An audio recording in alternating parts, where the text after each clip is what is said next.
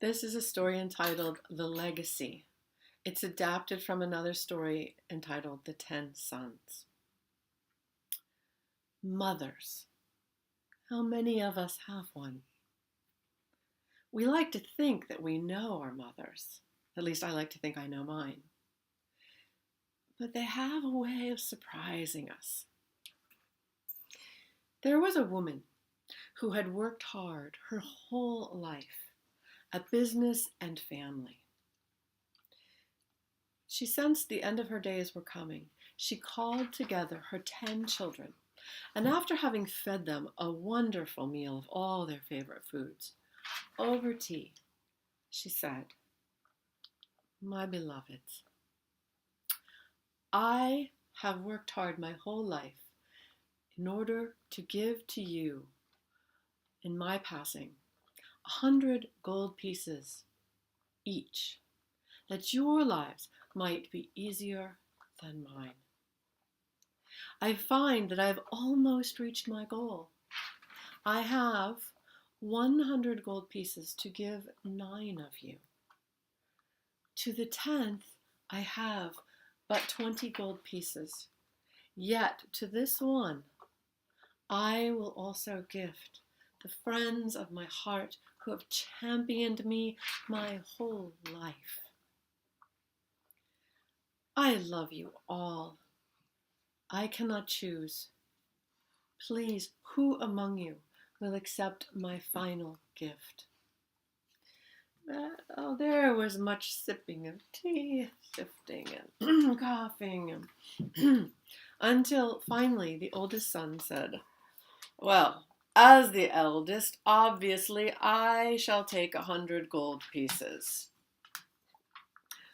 Two of his younger brothers said, "What? Wait, as the eldest child, you have been given every privilege, the first of everything. If there was ever a time for you to step back, it is now." "I don't think so," said the eldest. One of the daughters spoke up and said, "I wish I could, but God saw fit to marry me to a poor man. My children don't always have enough to eat. I cannot afford to accept less than the 100 gold pieces." "Well," said another sister, who had been married to a rich man and was quite pampered, "I should not have to accept less just because God saw fit to marry me to a rich man." On and on it went, and the mother's heart hurt. Finally, the youngest daughter, the peacemaker of the family, spoke up. "Mama, I will accept your final gift." Well, you could all but hear the sweat being cleaned from the brows of the other siblings. As it turned out, the mother was right, and she was dying soon after. She was gone. 9 of the siblings ran to collect their 100 gold pieces and went forth to spend it as they would. The younger daughter collected her 20 gold pieces and went home,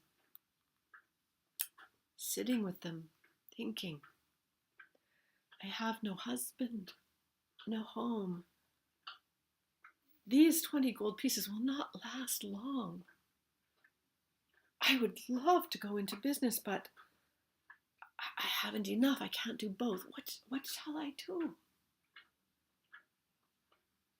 Finally she thought, "My brothers are doing well. I have a sister who's wealthy."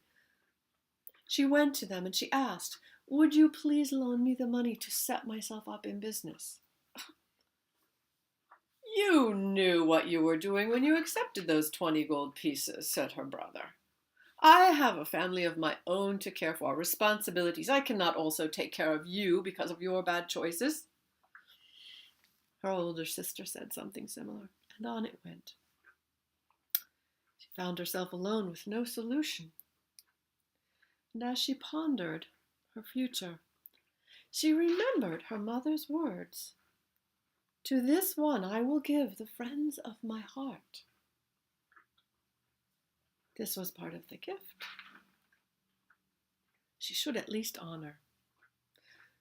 She went to her mother's friends and said, "In honor of my mother's memory, and in thanks for your friendship to her, I would like to host a small dinner. Would you come?" "Oh, of course we will come, child." Well, not only did they come, but they regaled her with stories of her mother. Of course she had known her mother's kindness, but so much she had not heard.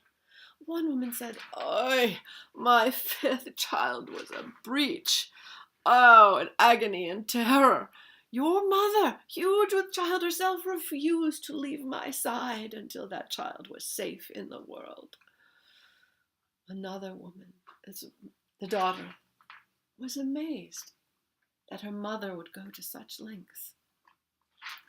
Another woman said, "Oh, my husband and I, we went through a very difficult time. We barely had money for food. We did not want to talk about it in the community. But your mother, with the insight of her heart, saw. She dropped vegetables and bread on my doorstep. I was so grateful, not only for the food in my children's belly, but for her privacy, asking no questions, and a great kindness." The stories poured forth all evening, and the daughter's heart swelled to realize that she was the inheritor of such a heart that she could model after her mother. At the end of the night, the women asked the girl, "Well, my dear, what about you? What is of your future? How can we help?" The daughter said, "Well, I don't really know. I'd like to go into business, but my inheritance is not enough. I have no husband and no home. I'm not sure. I may need to go forth into the world to find my way."